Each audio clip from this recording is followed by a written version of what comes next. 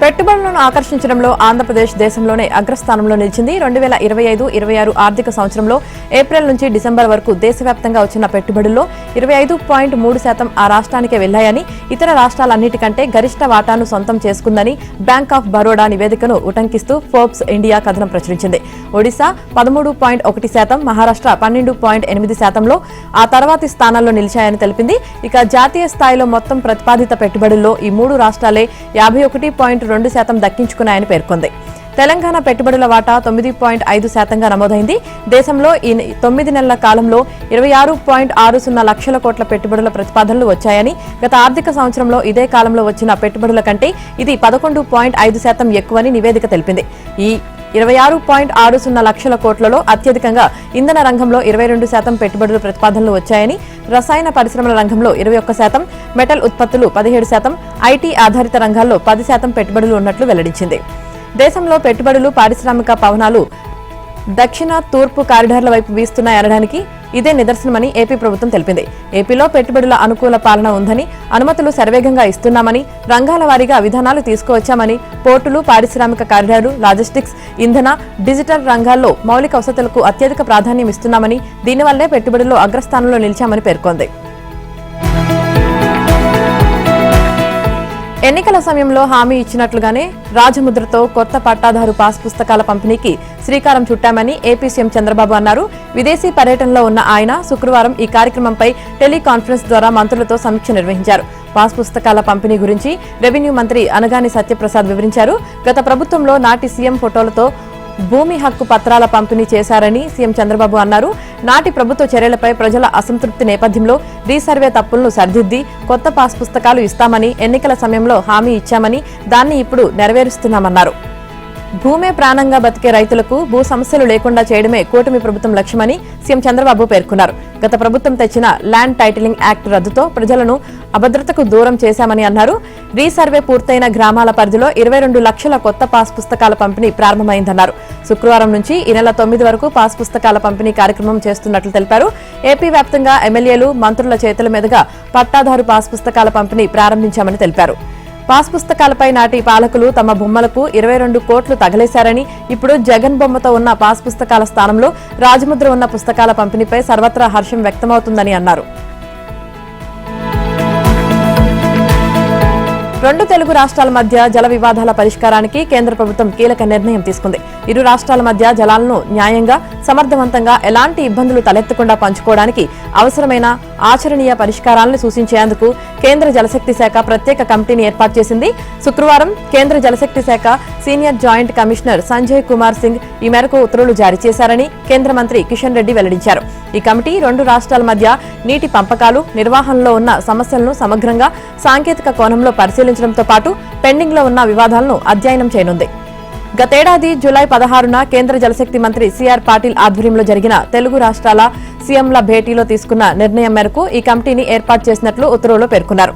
కేంద్ర జల సంఘం చైర్మన్ ను ఈ కమిటీకి చైర్మన్ గా 12 మందిని సభ్యులుగా నియమించారు. సభ్యులుగా ఇరు రాష్ట్రాల నుంచి 4 చొప్పున ఉన్నతాధికారులు, కృష్ణా, గోదావరి నదుల యాజమాన్య బోర్డుల చైర్మన్లు, ఇక జాతీయ నీటి అభివృద్ధి సంస్థ చీఫ్ ఇంజనీర్ ను కమిటీలో నియమించారు. కేంద్ర జల సంఘం చీఫ్ ఇంజనీర్ మెంబర్ సెక్రటరీగా వ్యవహరిస్తారు. ఏపీ నుంచి ప్రతినిధులుగా జలవనరుల శాఖకు చెందిన స్పెషల్ చీఫ్ సెక్రటరీ, సలహాదారు, engineer in chief, chief engineer సభ్యులుగా ఉంటారు. ఇక సెక్రటరీ, ఇంజనీర్ ఇన్ చీఫ్ సభ్యులుగా ఉంటారు. ఏర్పాటైన నాటి నుంచి 3 నెలల్లోగా కమిటీ తన నివేదికను కేంద్రానికి సమర్పించాలని జలశక్తి శాఖ స్పష్టం చేసింది. కమిటీ నీటి నిర్వహణకు సంబంధించిన కీలక అంశాలను సమగ్రంగా, సాంకేతికంగా అధ్యయనం చేయడంతో పాటు పెండింగ్ లో ఉన్న సమస్యలను పరిశీలించి నీటిని న్యాయంగా, సమర్థవంతంగా పంచుకునేందుకు అవసరమైన ఆచరణాత్మక పరిష్కారాలను సూచించాల్సి ఉంటుంది. అవసరమైతే ఇతర సంస్థల నిపుణులను కూడా చర్చలకు ఆహ్వానించే అధికారం కమిటీకి కల్పించారు. కమిటీ సమావేశాలు, క్షేత్రస్థాయి పర్యటనలకు అయ్యే ఖర్చులను సంబంధిత శాఖలే భరించాల్సి ఉంటుంది. తెలంగాణలో ప్రముఖ పుణ్యక్షేత్రమైన కొండగట్టులోని ఆంజనేయ స్వామిని AP deputy CM Pawan Kalyan నేడు దర్శించుకోనున్నారు. ఈ మేరకు జనసేన పార్టీ కార్యాలయం శుక్రవారం ఒక ప్రకటన జారీ చేసింది. టీటీడీ సమకూర్చిన నిధులతో నిర్మించనున్న భవనాలకు ఆయన శంకుస్థాపన చేయనున్నారు. కొండగట్టు ఆంజనేయ స్వామిని పవన్ కళ్యాణ్ ఇలవేల్పుగా కొలుస్తారు. ఎన్నికల్లో విజయం సాధించిన తర్వాత కొండగట్టు స్వామిని దర్శించుకుని మొక్కులు చెల్లించుకున్నారు. ఆ సమయంలో ఆలయ అధికారులు అర్చకులతో మాట్లాడిన సందర్భంగా సుదూర ప్రాంతాల నుంచి వచ్చే భక్తులు ఇబ్బందులు పడుతున్నారని, వారి కోసం దీక్ష విరమణ మండపం, విశ్రాంతి గదులతో కూడిన సత్రం అవసరమని పవన్ ను కోరారు. ఆలయ అభివృద్ధికి సహకరించాలని విజ్ఞప్తి చేశారు. ఇక టీటీడీ సహకారంతో కొండగట్టు క్షేత్రంలో వీటి నిర్మాణానికి డిప్యూటీ సీఎం ప్రతిపాదించగానే దానిపై సీఎం చంద్రబాబు సానుకూలంగా స్పందించారు. టీటీడీ చైర్మన్ తో చర్చించడంతో ఆయన వెంటనే 35.19 కోట్లు మంజూరుకు అంగీకరించారు. ఈ పనులకు పవన్ శనివారం ఉదయం శంకుస్థాపన చేస్తారు. అనంతరం జనసేన తెలంగాణ నాయకులు, కార్యకర్తలతో సమావేశమవుతారు. ఇటీవల తెలంగాణ పంచాయతీ ఎన్నికల్లో జనసేన పార్టీ మద్దతుతో గెలిచిన వారిని కలుస్తారు. ఈ సందర్భంగా నాయకులు, కార్యకర్తలకు దిశానిర్దేశం చేస్తారు. తిరుమల లడ్డూ వ్యవహారంలో వైసీపీ ఎంపీ, టీటీడీ మాజీ చైర్మన్ వైవి సుబ్బారెడ్డికి ఢిల్లీ హైకోర్టులో ఎదురుదెబ్బ తగిలింది. లడ్డూ ప్రసాదం తయారీకి కల్తీ నెయ్యి సరఫరాకు సంబంధించి తనపై మీడియాలో వస్తున్న కథనాలపై మధ్యంతర స్టే ఇవ్వాలన్న ఆయన విజ్ఞప్తిని న్యాయస్థానం తిరస్కరించింది. ప్రతివాదుల వాదనలు వినకుండా ఏకపక్ష ఉత్తర్వులు ఇవ్వడం సాధ్యం కాదని తేల్చి చెప్పింది. అత్యంత అసాధారణ పరిస్థితుల్లో మాత్రమే అలా ఉత్తర్వులు ఇస్తామని స్పష్టం చేసింది. 2019 జూన్ నుంచి 2023 ఆగస్టు వరకు తాను టీటీడీ చైర్మన్ గా పనిచేశానని, హిందువులు అత్యంత పవిత్రంగా భావించే టీటీడీ ఆలయ నెయ్యి సేకరణలో అవకతవకలు జరిగాయంటూ పలు సంస్థలు, ప్రచురణకర్తలు తన ప్రతిష్టకు భంగం కలిగించేలా కథనాలు రాస్తున్నారని, వాటిని అడ్డుకోవాలని సుబ్బారెడ్డి దాఖలు చేసిన పిటిషన్పై న్యాయమూర్తి జస్టిస్ అమిత్ బన్సాల్ గత నెల 23న విచారణ జరిపారు. ఈ సందర్భంగా ఆయన కీలక వ్యాఖ్యలు చేశారు. అత్యంత అసాధారణ పరిస్థితుల్లో మాత్రమే అవతలి పక్షం వాదనలు వినకుండా ఉత్తర్వులు ఇస్తామని, ప్రస్తుత వ్యాజ్యంలో అలా ఉత్తర్వులు ఇవ్వడానికి కోర్టు సుముఖంగా లేదని స్పష్టం చేశారు. తమ ప్రచురణలు, పోస్టులు, కథనాలకు సంబంధించి ప్రతివాదులకు తమ వాదనలు వినిపించే అవకాశం ఇవ్వాలని భావిస్తున్నారని తెలిపారు. వారి వాదన వినకుండా పిటిషనర్కు మధ్యంతర ఉపశమనం కల్పించలేమన్నారు. తదుపరి విచారణను ఈ నెల 29వ తేదీకి వాయిదా వేశారు. ఏపీలో కరుడుగట్టిన అవినీతి పరులపై నిఘా పెట్టాం. వారి బినామీల డేటాను ఏఐ ద్వారా సేకరిస్తున్నాం. ఈ ఏడాది అవినీతి తిమింగ్లాల పని పడతాం. అవినీతికి పాల్పడిన వారిని 3 ఏళ్లలోనే జైలుకు పంపాలని లక్ష్యంగా నిర్దేశించుకున్నామని అవినీతి నిరోధక శాఖ డీజీ అతుల్ సింగ్ ప్రకటించారు. గత ఏడాదిలో ఏసీబీ పనితీరును శుక్రవారం విజయవాడలోని ఎన్టీఆర్ పరిపాలనా భవనంలో వివరించారు. అక్రమాస్తుల కేసులపై ఇప్పటికే దృష్టి పెట్టాం. పెద్ద చేపలు, బినామీల పేరుతో ఆస్తులు కూడబెట్టినట్లు గుర్తించామన్నారు. వాటిపై నిఘా పెట్టాం. ఐజీఆర్ఎస్ లో ఆస్తుల రిజిస్ట్రేషన్లతో పాటు బ్యాంకుల లావాదేవీలు కూడా ఏఐ ద్వారా సేకరిస్తున్నామన్నారు. అవినీతి పరుల అక్రమాస్తుల సమాచారాన్ని ఒకే చోట క్రోడీకరించేందుకు వీలుగా ఏఐని ఉపయోగిస్తున్నామని ఏసీబీ డీజీ తెలిపారు. ప్రభుత్వ శాఖల్లో, రెవెన్యూ శాఖలో ఎక్కువ అవినీతి జరుగుతుందని, రిజిస్ట్రేషన్స్ కార్యాలయాలపై దాడులు చేసినప్పుడు చాలా విషయాలు వెలుగులోకి వచ్చాయని చెప్పారు. ఈ ఏడాది మరో 4 కీలక శాఖలపై దృష్టి పెట్టామన్నారు. 2025లో 115 కేసులు నమోదు చేసి అవినీతికి పాల్పడ్డ వారిని జైలుకు పంపామని, అయినా అవినీతి అదుపులోకి రాలేదని చెప్పారు. ప్రభుత్వ శాఖల్లో అవినీతిపై ముఖ్యమంత్రి చంద్రబాబుకు వివరించామని తెలిపారు. అవినీతి పరులకు శిక్షలు పడితేనే భయం ఉంటుంది. ఆ దిశగా పనిచేస్తూ ప్రజల్లో చైతన్యం తీసుకొచ్చేందుకు కృషి చేయాలని సీఎం సూచించారు. మద్యం కుంభకోణంలో వివిధ జైల్లో రిమాండ్ ఖైదీలుగా ఉన్న నిందితులకు ఏసీబీ కోర్టు రిమాండ్ పొడిగించింది. విజయవాడ జిల్లా జైల్లో ఉన్న కసిరెడ్డి రాజశేఖర్ రెడ్డి, చెవిరెడ్డి భాస్కర్ రెడ్డి, సజ్జల శ్రీధర్ రెడ్డి, చెరుకూరి వెంకటేష్ నాయుడు, భూనేటి చాణక్య, అనిల్ చోక్రా, గుంటూరు జిల్లా జైల్లో ఉన్న నవీన్ కృష్ణ, బాలాజీ కుమార్ యాదవ్, రోనక్ కుమార్లకు పోలీసులు ఏసీబీ కోర్టులో శుక్రవారం హాజరుపరిచారు. వారికి 16వ తేదీ వరకు రిమాండ్ పొడిగిస్తూ న్యాయాధికారి పి భాస్కర్ రావు ఉత్తర్వులు ఇచ్చారు. సంక్రాంతి నేపథ్యంలో రిమాండ్ పొడిగింపుపై కొద్దిసేపు చర్చ జరిగింది. తొలుత 12వ తేదీ వరకు రిమాండ్ విధించాలని భావించారు. ఆ తేదీకి 10 రోజులు మాత్రమే వస్తున్నాయని ప్రాసిక్యూషన్ అభ్యంతరం తెలిపింది. దర్యాప్తు అధికారి శ్రీహరిబాబు మాత్రం 14వ తేదీకి వాయిదా వేయాలని కోరారు. ఆ రోజు సెలవు వచ్చే అవకాశం ఉందని డిఫెన్స్ న్యాయవాదులు తెలిపారు. సంక్రాంతి సెలవుల విషయంలో ప్రస్తుతానికి ఎలాంటి మార్పులు లేనందున 16 వరకు రిమాండ్ను పొడిగిస్తూ న్యాయాధికారి పి భాస్కర్ రావు ఆదేశాలు ఇచ్చారు. హైదరాబాద్ మహానగరాన్ని ఎన్ని కార్పొరేషన్లుగా విభజిస్తారనే దానిపై నగరం పరిధిలోని ఎమ్మెల్యేలు, ఎంపీలు, ఇతర ప్రజాప్రతినిధులతో సీఎం రేవంత్ రెడ్డి చర్చిస్తారని, ఆ తర్వాతే తుది ప్రకటన చేస్తారని మంత్రి శ్రీధర్ బాబు పేర్కొన్నారు. మౌలిక వసతుల్లో అసమానతలు తగ్గించేందుకు, ఓఆర్ఆర్ లోపల ఉన్న కోర్ అర్బన్ ఏరియా సమగ్రాభివృద్ధికి ప్రణాళికలు రూపొందించేందుకు మున్సిపాలిటీల విలీనం చేపట్టినట్లు తెలిపారు. 2053 చదరపు కిలోమీటర్ల విస్తీర్ణం పరిధిలో 12 జోన్లు, 60 సర్కిళ్లు ఏర్పాటు చేశామన్నారు. ప్రజల ఆలోచనల మేరకే విలీన ప్రక్రియ జరిగిందన్నారు. జీహెచ్ఎంసీ విస్తరణ నేపథ్యంలో ప్రభుత్వం పంచాయతీరాజ్ చట్ట సవరణ, తెలంగాణ మున్సిపల్ చట్టం 2019 సవరణ, జీహెచ్ఎంసీ చట్టం 1955లో సవరణలు చేపట్టింది. ఇక 52 గ్రామ పంచాయతీలను మున్సిపాలిటీల్లో కలపడం, 20 మున్సిపాలిటీలు, 7 కార్పొరేషన్లను జీహెచ్ఎంసీలో విలీనం చేయడం కోసం ఈ సవరణలను ప్రభుత్వం చేపట్టింది. గ్రామ పంచాయతీలు, మున్సిపాలిటీలు, జీహెచ్ఎంసీ వేర్వేరు చట్టాల పరిధిలో ఉండడంతో ప్రభుత్వం చట్టబద్ధత కల్పించేందుకు ఈ సవరణలు చేపట్టింది. మూసీలో కాలుష్యం కంటే బీఆర్ఎస్ నేతల కడుపులోనే ఎక్కువ విషం ఉందని సీఎం రేవంత్ రెడ్డి ఆరోపించారు. మూసీ కాలుష్యమే ప్రమాదకరం అనుకుంటున్నామని, కానీ వారి కడుపులో ఉన్న విషం మూసీ కన్నా ప్రమాదకరమని వ్యాఖ్యానించారు. మూసీ పునరుజ్జీవంపై ప్రభుత్వం ఏం చేస్తుందో చెప్పేందుకు తాము ప్రయత్నిస్తుంటే విషం కక్కుతున్నారని ఆక్షేపించారు. గొప్ప ఉద్దేశంతో మూసీ ప్రక్షాళన చేయాలనుకుంటున్నామని, ఇది 4 నదుల అనుసంధానం అవుతుందని తెలిపారు. ఇందుకు ప్రపంచ స్థాయి కన్సల్టెన్సీల కోసం గ్లోబల్ టెండర్లు పిలిచామని, సింగపూర్కు చెందిన 3 కంపెనీలకు బాధ్యతలు అప్పగించామని పేర్కొన్నారు. మూసీ పరివాహక ప్రాంతాన్ని నైట్ ఎకనామీగా మారుస్తున్నామన్నారు. రియల్ ఎస్టేట్ అనేది ఒక ఇండస్ట్రీ అని, ఇండస్ట్రీకి వసతులు కల్పించాల్సిన బాధ్యత ప్రభుత్వంపై ఉంటుందని అన్నారు. బాధ్యత నెరవేరుస్తున్న తమకు రియల్ ఎస్టేట్ బ్రోకర్ అంటూ దుష్ప్రచారం చేస్తున్నారని మండిపడ్డారు. శుక్రవారం శాసనసభలో ప్రశ్నోత్తరాల సందర్భంగా సీఎం మాట్లాడారు. మూసీ పునరుజ్జీవంపై చర్చ జరగొద్దని, నిజాలు ప్రజలకు తెలియొద్దన్నది వారి ఉద్దేశం. కడుపు నిండా విషం వాళ్ల కళ్లల్లో చూడండి. కళ్లకు గనుక శక్తి ఉంటే ఆ విషపు కళ్లతో చూస్తే మొత్తం కాలి బూడిదైనట్లు చూస్తున్నారు. ఆ విషయాన్ని కప్పిపుచ్చడానికి అద్దాలు పెట్టుకున్నారు. అయినా ఆ విషపు చూపులు ప్రజలకు అర్థమవుతున్నాయని బీఆర్ఎస్ సభ్యులను ఉద్దేశించి సీఎం రేవంత్ అన్నారు. భవన క్రమబద్దీకరణ పథకం ప్రకటిస్తామని తెలంగాణ మంత్రి శ్రీధర్ బాబు తెలిపారు. జీహెచ్ఎంసీ చట్టం సవరణలపై జరిగిన చర్చల్లో ఈ అంశాన్ని ఎంఐఎం శాసనసభ పక్ష నేత అక్బరుద్దీన్ ఓవైసీ లేవనెత్తారు. నగరంలో వేలాది మంది తమ భవనాల క్రమబద్దీకరణ కోసం వేచి చూస్తున్నారన్నారు. దీనిపై మంత్రి సమాధానమిస్తూ విద్యుత్, నీటి సౌకర్యం పొందుతూ భవన నిర్మాణాల అనుమతి తీసుకుని కుటుంబాలు హైదరాబాద్లో పెద్ద ఎత్తున ఉన్నాయని చెప్పారు. బీఆర్ఎస్ ప్రకటించేందుకు ప్రభుత్వం సిద్ధంగా ఉందని, అయితే కొన్ని న్యాయపరమైన సమస్యలు ఉన్నందున వాటిని పరిష్కరిస్తున్నామని వివరించారు. మూసీ నది కంపు కంటే ముఖ్యమంత్రి మాటల కంపు ఎక్కువైపోయిందని బీఆర్ఎస్ శాసనసభ పక్ష ఉపనేత హరీష్ రావు అన్నారు. మూసీ ప్రక్షాళన కంటే ముందు రేవంత్ రెడ్డి నోటిని ప్రక్షాళన చేయాలని వ్యాఖ్యానించారు. సభను స్పీకర్ ఏకపక్షంగా నడుపుతున్న తీరుకు సీఎం రేవంత్ రెడ్డి అసభ్యకర ప్రవర్తనకు నిరసనగా సభ నుంచి వాకౌట్ చేసిన అనంతరం బీఆర్ఎస్ ఎమ్మెల్యేలు గన్ పార్క్ వద్ద నిరసన తెలిపారు. అవినీతికి అధికారికంగా ధరలు నిర్ధారించి మరీ పెంచిన రేవంత్ కు తమ గురించి మాట్లాడే నైతిక హక్కు లేదని హరీష్ రావు అన్నారు. తెలంగాణ సాధించిన ఉద్యమ నాయకుడు, 10 ఏళ్లు ముఖ్యమంత్రిగా చేసిన కేసీఆర్ పై సీఎం వాడిన భాషను తీవ్రంగా ఖండిస్తున్నామని హరీష్ రావు చెప్పారు. స్పీకర్ బీఆర్ఎస్ సభ్యుల మైక్ కట్ చేయడం సరికాదని చెప్పారు. శుక్రవారం శాసనసభలో సీఎం రేవంత్ రెడ్డి ప్రసంగంపై నిరసనకు దిగిన బీఆర్ఎస్ సభ్యులు కొద్దిసేపటికే సభ నుంచి వాకౌట్ చేశారు. బీఆర్ఎస్ నిరసనలతో ప్రశ్నోత్తరాలు అర్ధాంతరంగా రద్దయ్యాయి. కేసీఆర్ అసెంబ్లీకి రాకుండా సభలో మాట్లాడకుండా ఉంటే ఇక బీఆర్ఎస్ ను దేవుడు కూడా కాపాడలేడని తెలంగాణ జాగృతి అధ్యక్షురాలు కల్వకుంట్ల కవిత అన్నారు. పాలమూరు రంగారెడ్డి ఇంటేక్ పాయింట్ ను జూరాల నుంచి శ్రీశైలానికి ఎందుకు మార్చారో ఆయనే స్వయంగా అసెంబ్లీకి వచ్చి సమాధానం చెప్పాలని కోరారు. శుక్రవారం శాసన మండలి ఆవరణలో ఆమె మీడియాతో చిట్ చాట్ గా మాట్లాడారు. బబుల్ షూటర్లు వల్లే పార్టీకి ట్రబుల్స్ వచ్చాయని వ్యాఖ్యానించారు.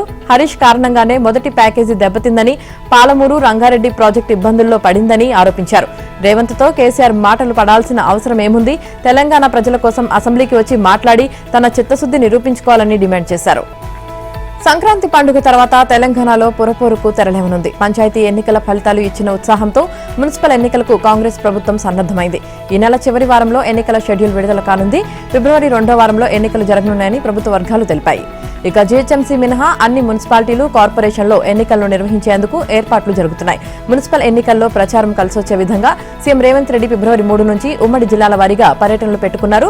ఒక్కో ఉమ్మడి జిల్లాలో ఒక్కో అభివృద్ధి కార్యక్రమంలో పాల్గొని సమీప గ్రామంలో ఏర్పాటు చేసిన సభల ద్వారా ప్రజలకు సందేశాన్ని ఇవ్వనున్నట్లు చెబుతున్నారు. ఇక తెలంగాణలో పెట్టుబడుల సమీకరణ కోసం ఈ నెల 19న సీఎం రేవంత్ రెడ్డి దావోస్ కు వెళ్లనున్నారు. దావోస్ లో పెట్టుబడుల సదస్సు ముగిసిన తర్వాత అటు నుంచి అటు అమెరికా పర్యటనకు వెళ్లేందుకు సీఎం ఏర్పాట్లు చేసుకుంటున్నారు. కృష్ణా, గోదావరి జలాలపై ఇవాళ తెలంగాణ శాసనసభలో మంత్రి ఉత్తమ్ పవర్ పాయింట్ ప్రజెంటేషన్ ఇవ్వనున్నారు. ప్రశ్నోత్తరాలు కాగానే పీపీటీ ద్వారా బీఆర్ఎస్ ప్రభుత్వ హయాంలో తీసుకున్న నిర్ణయాలను తెలియజేయనున్నారు. పాలమూరు రంగారెడ్డి ఎత్తిపోతల పథకాన్ని జూరాల నుంచి శ్రీశైలంకు ప్రాజెక్టు మార్చడం వెనుక కుట్ర ఉందని ప్రభుత్వం తెలియజేయనుంది.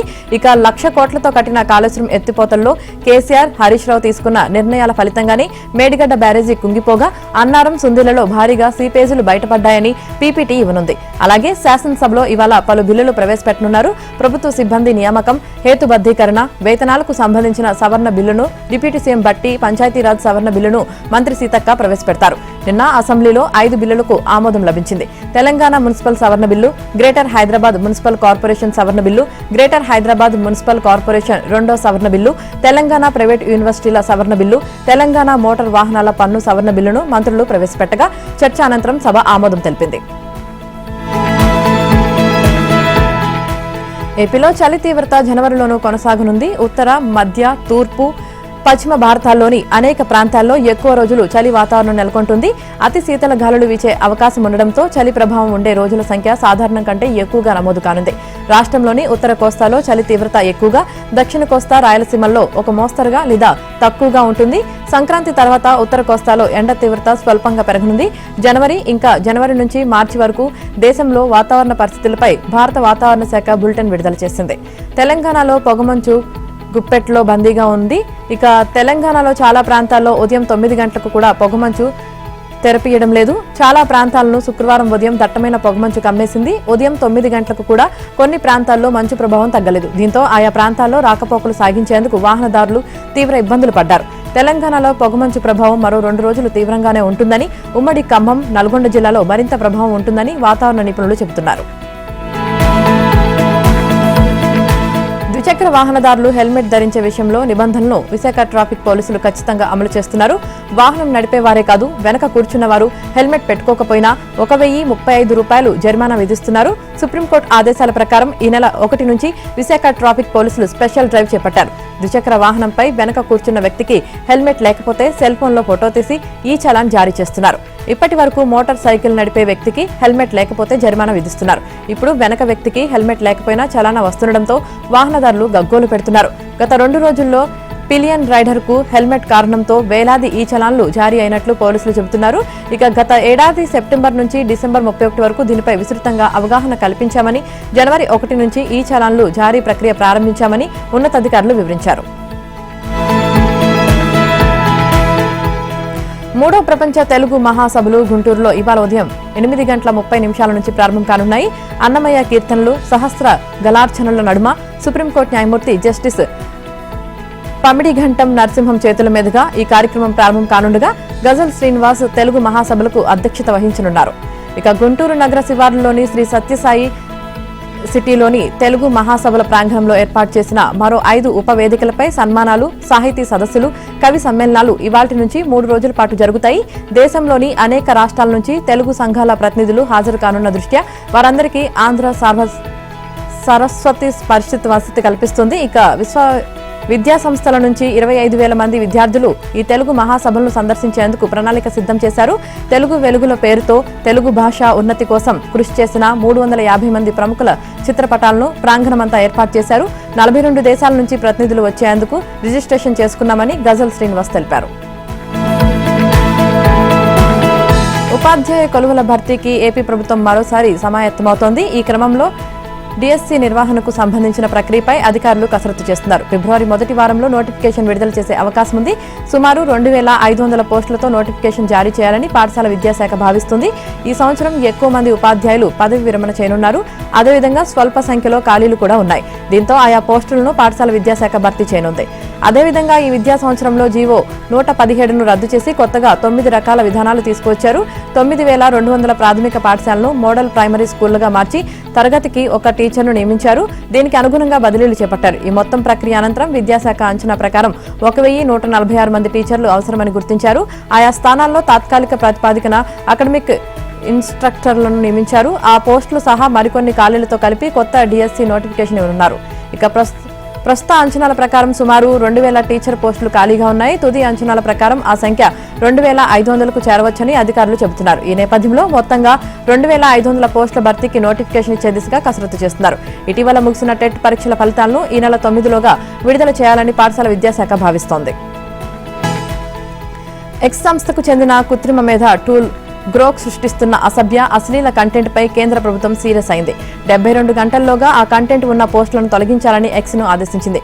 ఆ కంటెంట్ పౌరుల వ్యక్తిగత స్వేచ్ఛకు, పరువు ప్రతిష్టలకు భంగం కలిగించేలా, డిజిటల్ భద్రతను ఉల్లంఘించేలా ఉందని పేర్కొంది. మహిళలు, చిన్నారుల చిత్రాలను అసభ్యంగా, అశ్లీలంగా మార్చేందుకు వీలు కల్పిస్తుండటంపై తీవ్ర ఆందోళన వ్యక్తం చేసింది.